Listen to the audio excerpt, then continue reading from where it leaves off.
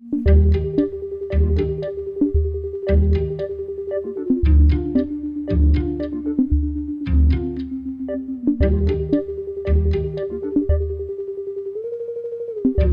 have in Europe today 15% or so of people who are on food stamps, who are eating from food banks, industrially highly processed foods. In Tarbes, where I live, they've started an experiment whereby small-scale, local organic food producers, agroecological producers, are giving some of their produce to the food bank, being paid by the municipality, so that a certain number of really low-income families are getting access to really fresh, healthy fruit and vegetables. So this is one of the challenges.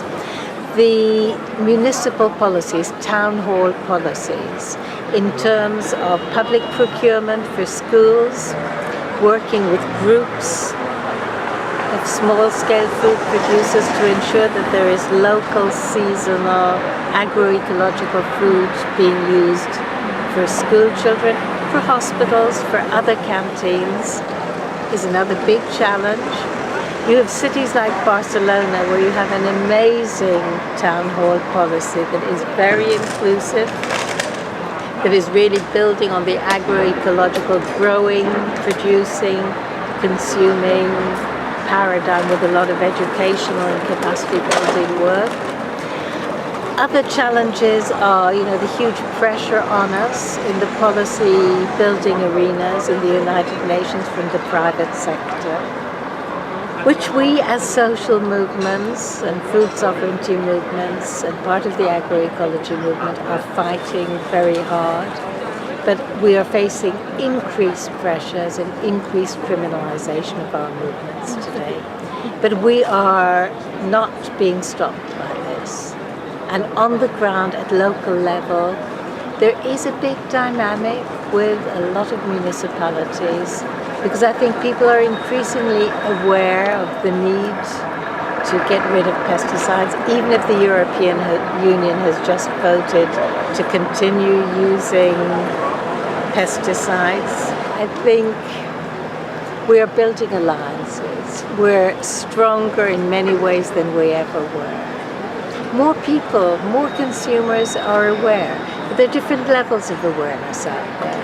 Many consumers are now aware they should be eating organic, but they're still going to supermarkets, they're still buying organic food, which is industrial, which is still part of the industrial food system.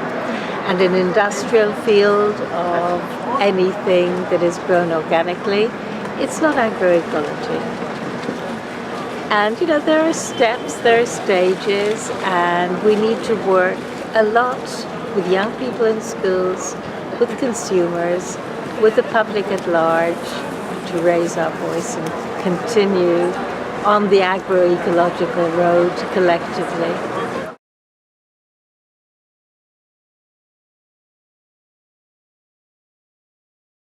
Government does not believe in agroecology. It's not. There is no any relation.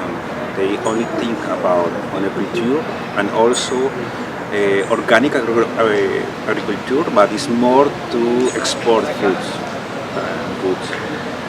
So we have to compete and to discuss hardly with local governments, with regional governments and the national government what we really want to do.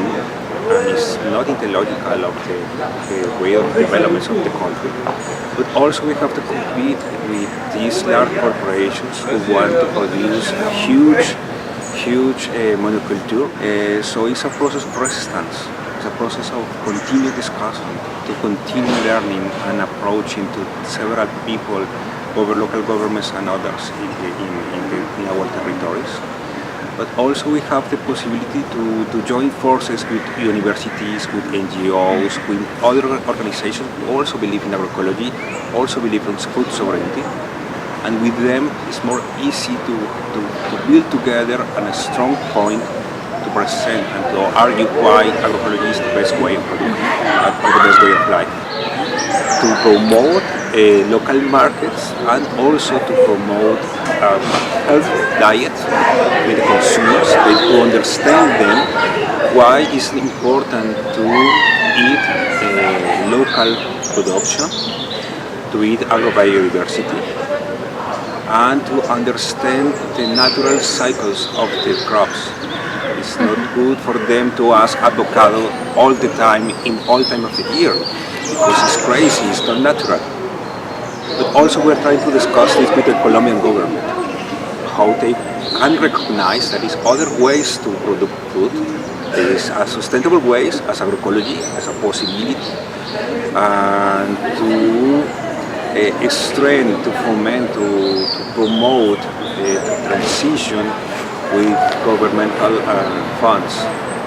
But in our way, we want to be part of the construction of agroecological policy advocacy work, the implementation process, and the follow-up and the accountability of this process, because we don't want to our discourse, our concept, and our strength to fights to be coopted by the government or companies who can think agroecology as a possibility of business.